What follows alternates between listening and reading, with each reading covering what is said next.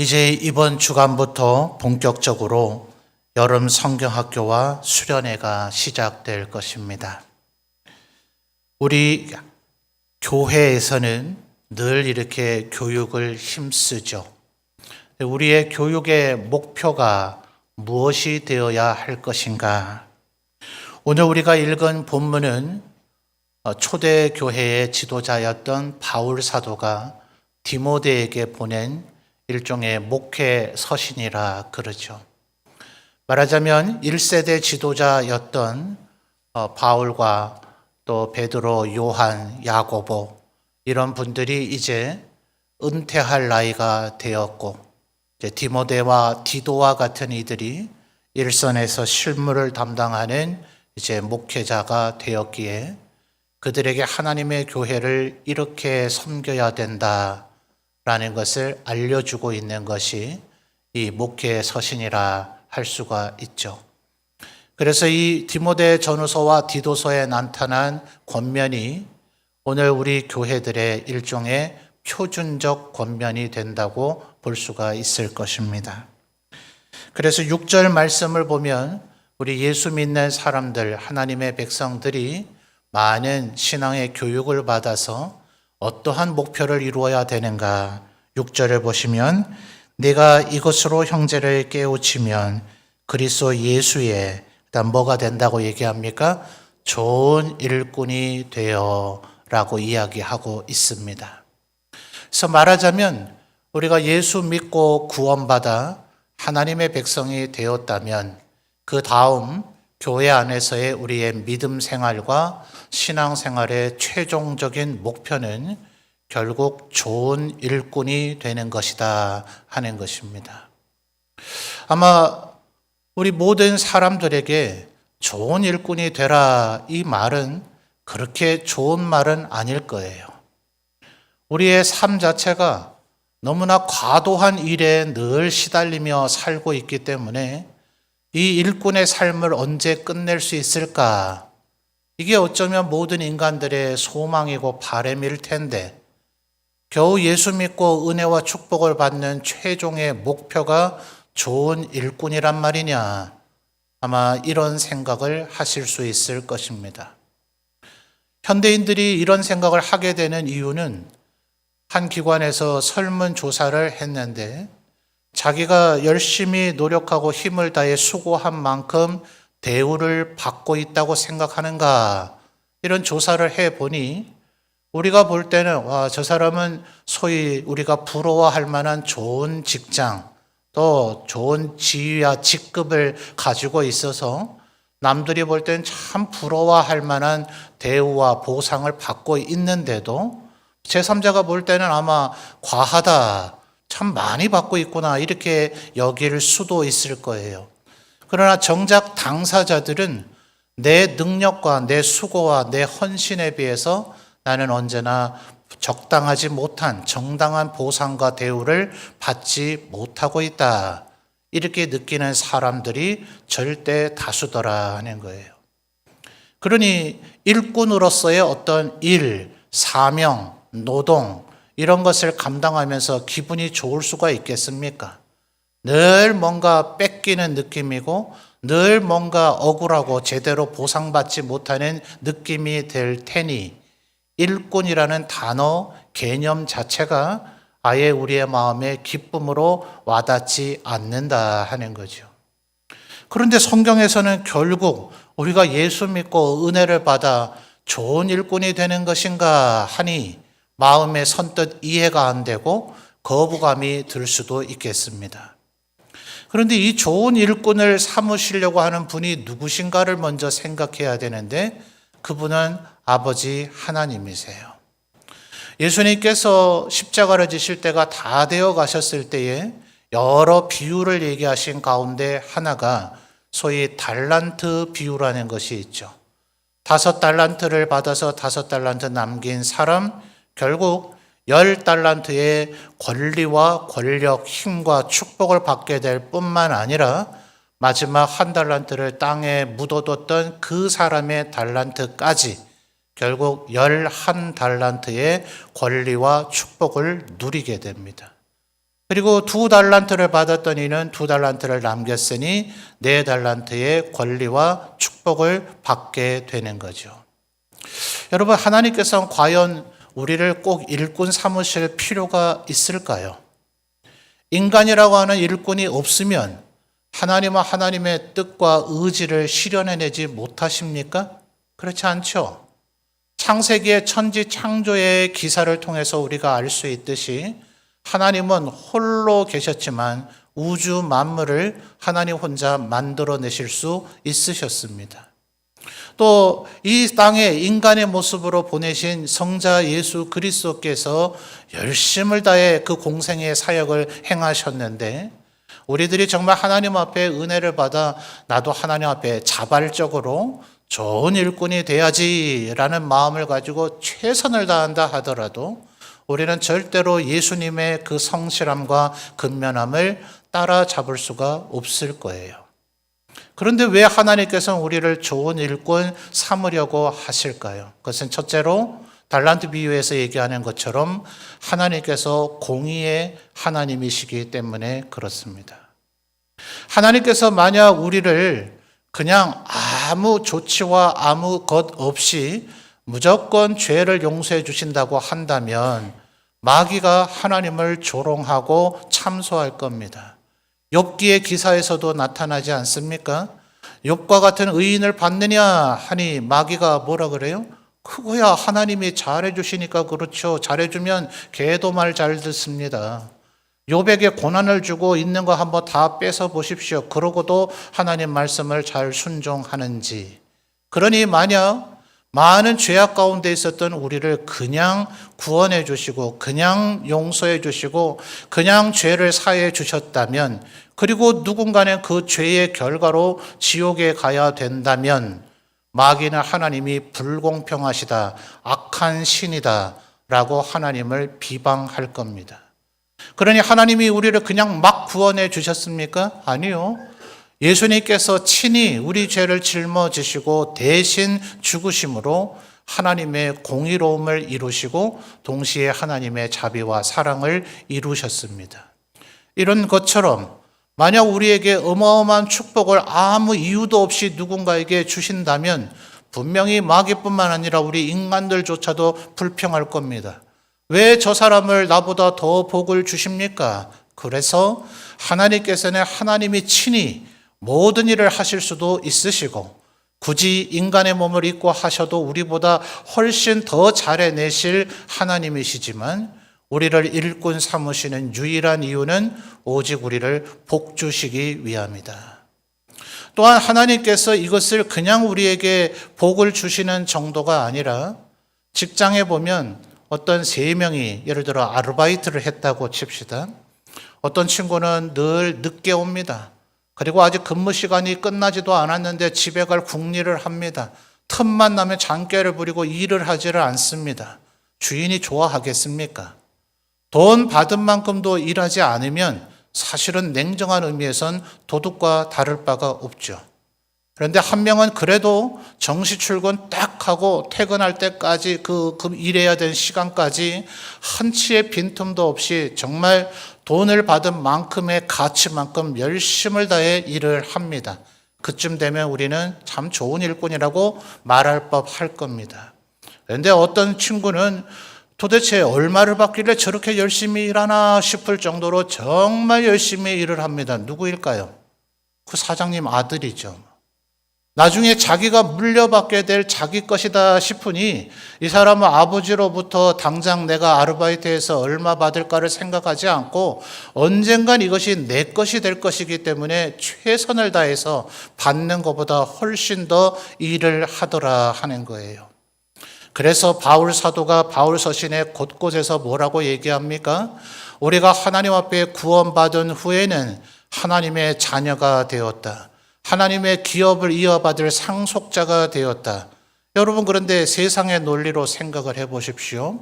우리나라에는 사실은 입양을 하는 일이 그렇게 일반화되어 있지는 않습니다. 그러나 주위에 보면 입양을 하신 분이 있다면 참 귀한 분이다 싶지 않아요? 그런데 자기의 자녀가 없으면 문제가 없겠지만 자기의 자녀가 있는데도 불구하고 입양을 했다면 평상시에는 큰 문제가 없으나 재산 상속을 할 때 간혹 문제가 생긴 가정의 얘기를 제가 간혹 듣곤 합니다. 누가 불만을 가질까요? 부모님이야. 내가 아파서 낳은 자식이든 내가 품어서 낳은 자식이든 똑같이 사랑하고 귀한 자식이다 싶은데 부모님에게서 태어난 자식이 제가 나와 뭐가 똑같길래 똑같이 나눠주려 하느냐라고 불만을 갖는 경우가 더러더러 있더라 하는 거예요. 하나님께서 우리를 양아들과 양딸을 삼으셨습니다. 주님께서 예수 그리스도 성자 유일한 독생자이셨던 그분이 저 인간이 도대체 무엇이길래 나와 동일하게 기업을 나누시려고 합니까? 라고 아버지 하나님께 불평과 원망을 하겠습니까?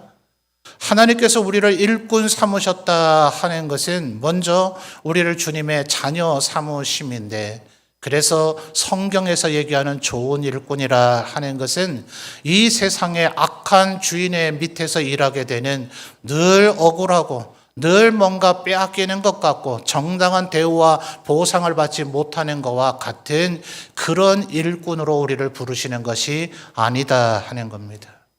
하나님께서 우리를 일꾼으로 굳이 쓰지 않으셔도 되지만 때로는 우리가 불성실해서 그리스도께서 하시거나 하나님께서 친히 의지와 뜻으로 모든 일을 이루시는 것보다 덜하고 덜 충성스럽고 덜 완전하게 하는데도 불구하고 그저 우리에게 일을 맡겨서 어찌하든지 우리에게 축복과 복을 받게 할 기회를 얻게 하시고자 우리를 하나님의 기업의 상속자를 삼으시고자 우리를 좋은 일꾼 삼으신다 하는 것입니다. 그러니 여러분, 하나님 앞에 좋은 일꾼 되어지기를 소원하며 꿈꾸는 우리 모든 성도들이 되시기를 바랍니다. 그런데 6절 말씀을 다시 한번 잘 보시면 어떻게 해서 좋은 일꾼이 된다라고 얘기합니까? 6절 상반절에 네가 이것으로 형제를 깨우치면 그리스도 예수의 좋은 일꾼이 된다 하는데 6절에 말하는 이것이 뭘까요? 바로 앞에 있는 5절에 나와 있어요. 자, 5절에 우리 성도님들이 한번 읽어봐 주실까요? 시작. 아멘. 하나님의 말씀과 기도로 거룩하여 지민이라 네가 이것으로 형제를 깨우치면, 연결해서 읽으면 명쾌하죠? 그러니까 하나님의 말씀과 기도를 통해서 우리가 좋은 일꾼이 된다 하는 것인데, 바울 사도는 왜 당연하다 싶을 이것을 이토록 강조할까요? 그것은 앞에 있는 3절부터의 말씀이 그 흔적을 우리에게 알려줍니다. 3절 상반절을 보십시오.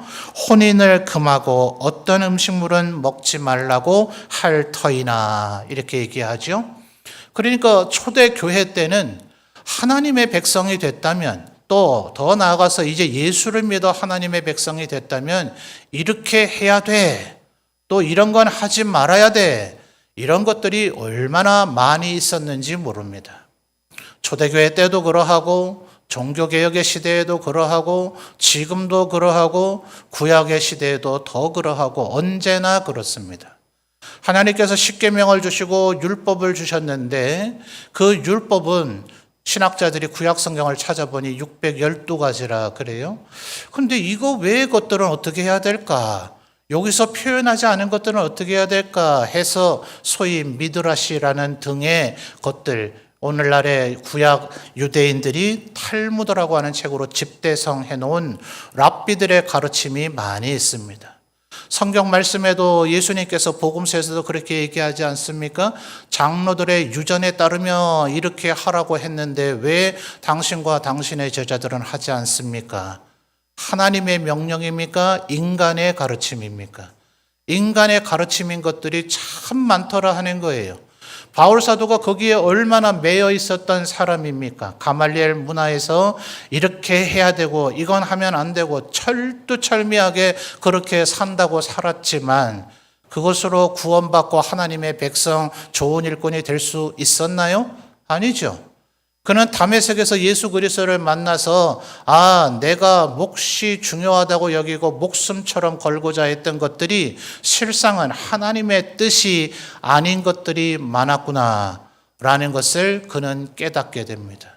그래서 때로 그는 율법을 철두철미하게 지켜야 되는 바리새인들에게 바울 사도 저자는 하나님의 율법과 성전을 무시하는 자라고 비난을 받아 목숨의 위협을 당할 정도로 바울 사도는 오직 믿음, 오직 복음만이 우리를 구원받게 한다고 이야기를 합니다. 그게 뭡니까?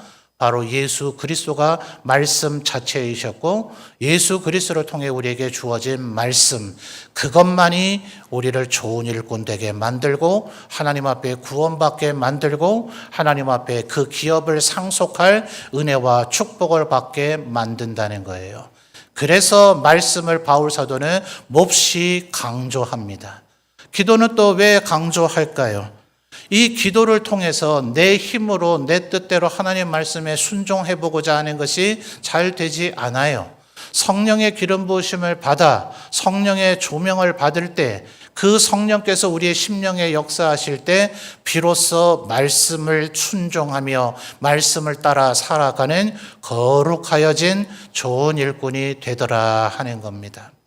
아마 올 여름에도 여름 성경학교와 수련회를 통해서 우리 교사 선생님들이 말씀을 잘 가르쳐 보시려고 많은 준비들을 하고 지금도 준비하고 또 준비하고 그러고 계실 거예요. 그런데 여러분, 기도는 도대체 어떻게 해야 될까요? 지금 5절 말씀에 하나님의 말씀만 있었다면 우리가 말씀을 가르치는 것에 더 전심전력하면 될 일인데 좋은 일꾼이 되려면 어떻게 해야 된다고요? 하나님의 말씀과 기도로 거룩하여진다라고 얘기하고 있잖아요. 기도는 어떻게 가르칠 수 있을까요? 목회자가 되다 보니 지금까지 세미나라는 데 얼마나 많이 가봤겠습니까? 한 번은 기도를 아무리 해도 저 스스로도 부족하다 싶어서 기도 세미나에 한번 참석을 한 적이 있었는데 한 두어 시간 강의를 하더니 강사분이 이러시더라고요. 아니, 기도 세미나라는 게 사실 왜 필요합니까? 기도를 해야 되는 이유, 기도하면 이렇게 응답을 받고 기도하면 이렇게 은혜를 누린다는 거 우리 정말 모릅니까? 그걸 모른다기보단 기도를 안 해서 그런 거 아닙니까? 지금 더 이상 공부하려고 하지 말고 우리 기도합시다 하면서 기도회를 그냥 인도하셨어요. 그때 그 세미나가 저에게 가장 기억에 남습니다. 기도를 이렇게 해야 된다. 기도하면 하나님이 들으신다. 기도하면 이런 은혜와 축복을 받는다. 이런 거 확인하고 되뇌일 그 시간에 한 번이라도 더 기도를 하는 것이 좋겠죠. 그런데 어떻게 하면 우리의 다음 세대들을 기도하게 할 수 있을까요? 이 자리에 있는 분들도 어쩌면 교회에서 신앙생활 하는 것 중에 전도와 기도가 제일 어렵다지 않아요? 성도님들 대부분 그러시더만요. 그러니 대표 기도하는 걸 두려워하시고 잘 나오던 분도 대표 기도하라 그러면 그날은 안 오시는 그런 일들이 간혹 벌어지더라고요. 두렵죠. 왜 그럴까요? 아마 목사와 장로님들이 주로 하시는 기도를 들으면서 기도를 배우면 그 한계에서 절대 벗어나지 못할 겁니다. 우리 아이들에게도 이렇게 기도해라라는 걸 아무리 되뇌어주고 가르쳐줘 봐야 기도가 뭔지 잘 모를 거예요. 신학교를 다니던 전도사 때였습니다. 대구에서 사역을 하고 있었는데 규모가 비슷한 한 6개 교회가 연합을 해서 청년부가 수련회를 했었습니다. 앞에서 진행을 하시는 목사님이 저녁에 설교 말씀 이후에 기도회를 진행하다가 뒤섞여 있는 청년들을 각 교회 단위로 원을 이루어서 모이라는 겁니다. 그리고 그 각 교회의 교육자들이 그 청년들을 한 사람씩 붙잡고 기도를 해주라는 거예요. 신학교를 다니던 전도사 때였습니다. 아무리 아버지가 목사 아니라 뭐라 했더라도 그건 정말 저에게 너무나 부담스러운 일이었어요. 그 자리에서 도망가고 싶었습니다. 그 교회 부임한 지 아직 채 6개월도 안 됐는지라 어떤 청년은 잘 알지도 못했고 어떤 청년은 좀 무례하고 뺀질뺀질해서 마음속에 좀 미워하는 마음도 있었고 어떤 청년은 실제 어떤 문제와 어떤 마음의 바람을 갖고 있는지 알지 못했기 때문에 그것을 기도해 준다는 건 참 부담스러운 일이었습니다. 제가 담당하고 있던 청년들이 약 25명이었는지라 한 사람이 1분씩만 기도해 줘도 얼마 동안 기도해야 됩니까? 25분. 3분씩 기도해 준다고 해도 1시간이 넘어버려요. 총 인원을 생각하고 내가 지금 얼마 동안 기도해야 되는 건가를 생각하니까 턱 겁이 질리고 부담만 되더라고요. 여러분, 내가 누군가를 별로 좋아하지 않으면 그 사람은 정말 모를까요? 모두 다 100% 언제나 정확하게 늘 아는 건 아니지만 사람이란 영적인 존재이기 때문에 누군가 나를 싫어한다 싶으면 그 사람도 어느 정도는 느낍니다. 청년인들 모르겠습니까? 제가 손을 내밀어서 손을 붙잡고 기도하려고 하니 어떤 청년은 선뜻 손을 내주지 않더라고요. 얼마나 마음속에 죄책감과 회개가 밀려오는지 펑펑 울면서 기도했던 그런 기억이 납니다. 그때 저는 비로소 기도를 배웠던 것 같아요. 여러분, 우리 주일학교의 모든 부서들이 아마 이미 모든 프로그램과 교육 목표, 교육 진행의 방식이 세팅이 되어져 있을 겁니다. 꼭 이번 성경학교 수련회 때 이런 프로그램을 해보시란 얘기는 아닙니다. 당장 오늘 교육부서에서의 예배 뒤끝에라도 분반 공부하는 그 뒤끝에라도 내 반에 있는 모든 아이를 위해서 꼭 하지 않더라도 단 한 명을 위해서 한번 손잡고 기도를 해주신다면 그 기도는 그 아이의 심령 속에 녹아들게 될 겁니다.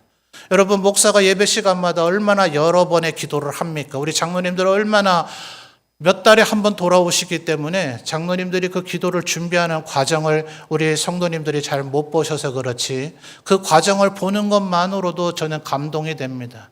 얼마나 그날을 위해서 늘 기도를 준비하시는지. 그런데 목사와 장로의 기도가 여러분의 귀에 늘 울려집니까? 그렇지 않죠? 여기에 지금 수백 명의 사람이 모여 있고 이 가운데서 누군가 기도를 하기 때문에 내가 자칫 다른 생각을 해버리면 그거를 내게 주시는 기도라고 생각하지 않으면 그냥 허공에 울려 퍼지는 소리밖에 되지 않을 수 있습니다. 그런데 1대1로 나를 붙잡고 기도해 줄 때 한마디를 놓칠 수가 없더라고요. 그때 비로소 내가 싫어하던 청년도 그렇다고 그 청년에게 하나님 이 청년이 너무 미워요. 이럴 때 정말 싸가지 없어요. 꼴 보기 싫어. 이렇게 기도할 수 없잖아요. 하나님께도 아뢰 수 없는 내용이고 듣는 당사자에게 그건 무슨 학대 행위입니까?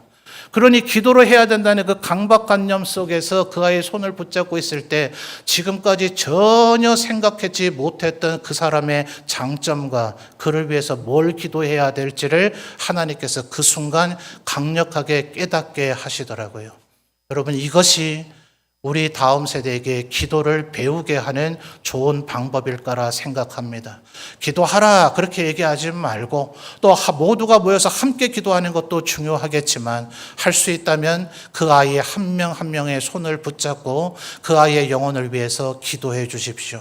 그것이 그 아이에게 이것이 기도구나 하는 것을 깨달아 하는 좋은 순간이 되리라고 저는 생각합니다. 그래서 하나님의 말씀과 기도로 거룩하여질 때 그들이 좋은 교훈을 받아서 그래서 좋은 일꾼이 될 것이다 하는 거예요. 여러분 7절 말씀을 한번 이어서 볼까요? 7절 다시 한번 우리 성도님들 읽어봐 주시겠습니까? 시작.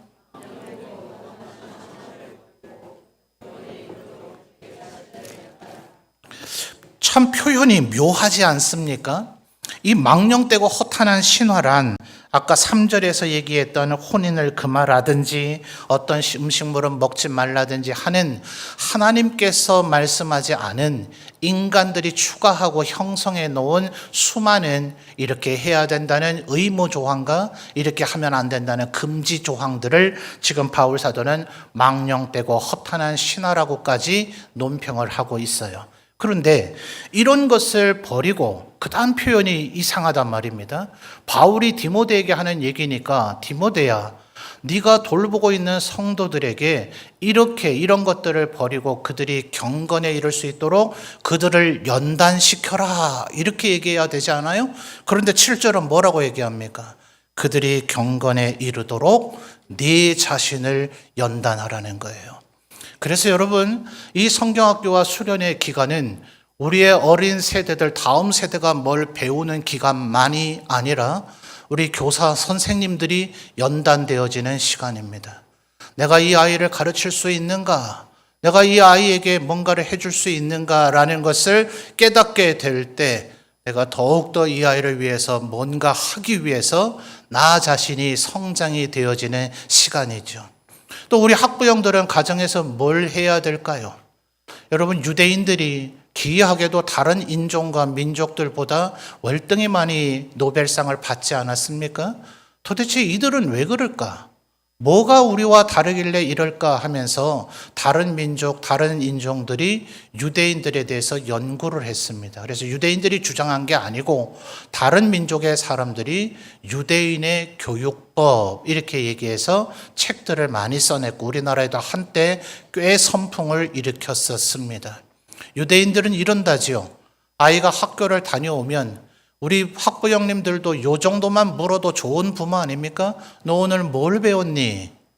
이 질문을 하고 답할 삶의 여유도 없어서 그저 아이들 뒷바라지만 하는데 또 힘든 그런 부모님들 얼마나 많이 계세요. 근데 아이하고 시간을 내놓고 너 오늘 학교에서 뭘 배웠니? 라고 물을 수만 있다 해도 얼마나 좋은 부모이겠어요. 근데 유대인들은 그렇게 묻지 않았답니다. 너는 오늘 뭘 질문했니? 라고 물었다는 거예요.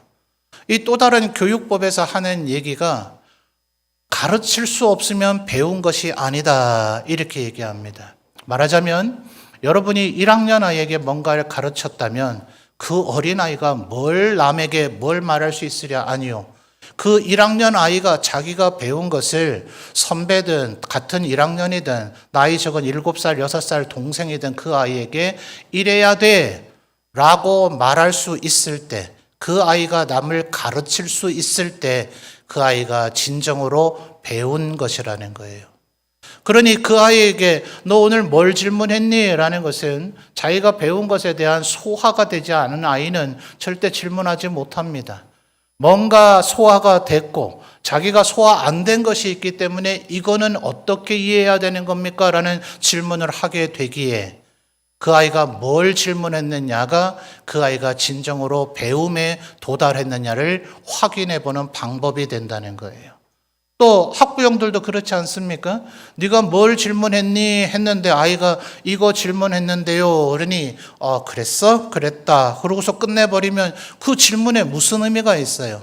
그것을 왜 질문했는지 또 그것에 대해서 보충 설명을 해줄 수 있는 학부형일 때 그래서 유대인들이 학교에서만 배움이 일어난 것이 아니라 가정에서까지 전인적 교육이 일어났기 때문에 그들의 학문적 성취도가 모든 영역에서 뛰어난 것을 발휘할 수 있었다. 자, 우리는 지금 노벨 문학상, 노벨 과학상 이런 거 타자고 하는 게 아닙니다. 우리는 하나님의 말씀과 기도로 어떻게 해요? 하나님 앞에 좋은 일꾼이 되기를 바라는 것인데 우리의 자녀손들 다음 세대가 좋은 일꾼이 되기를 바란다면 우리가 가정에서 그 아이들을 위해서 기도할 때 그리고 우리 아이들을 가르치는 우리 주일학교 교사 선생님들을 위해서 기도할 때 그래서 5절에 하나님의 말씀과 기도로 거룩하여진다는 표현을 바울 사도가 쓰고 있는 것입니다. 그러니 이 일이 주일학교에서의 일이라고만 여기지 말아 주십시오. 우리 모든 성도들이 우리의 다음 세대와 그리고 주일학교 교사 선생님들을 위해서 기도할 때 또 교사 선생님들도 내가 먼저 연단되어져야 된다는 이 말씀을 새기고 말씀과 기도로 준비할 때 우리의 다음 세대들이 그저 주님 앞에 구원받고 끝나는 존재들이 아닌 하나님의 나라에 이르렀을 때 넘치도록 상급을 받는 좋은 일꾼으로 준비되어질 줄 믿습니다. 여러분, 우리들이 비록 이 땅에서 좋은 일꾼이 되기 위해서 각고의 노력을 한다 하더라도 그래서 아까 어떤 알바생들을 예를 든 것처럼 받을 돈만큼도 일하지 않으면 실상은 주인의 도적과 같은 자고 그저 받을 만큼만 따박따박 일하면 그냥 일꾼에 지나지 않는데 그의 자녀라면 그것을 계승할 자라면 오히려 받을 것보다 더 힘을 다해 일해야 되지 않겠느냐라는 말씀을 드렸습니다만 우리들이 만약 하나님의 교회에 또 하나님 앞에서 살아갈 때에 좋은 일꾼 되리라 다짐해서 끊임없이 일을 했다 한들 천국에 이르러서 주께서 우리에게 주시는 그 은혜와 축복과 상급을 실제로 맛보고 누리게 되어질 때 우리가 일한 것보다 하나님은 어마어마한 것을 준비해 놓으셨구나 라는 것을 깨닫게 될 것입니다. 그러니 그날을 바라보며 우리가 할 수 있는 최선을 다하여 하나님의 말씀과 기도로 꼭 우리의 다음 세대뿐만이 아니라 이 자리에 있는 우리 모든 성도들이 주님 앞에 섰을 때 좋은 일꾼이라 칭찬받을 수 있기를 주님의 이름으로 축원합니다.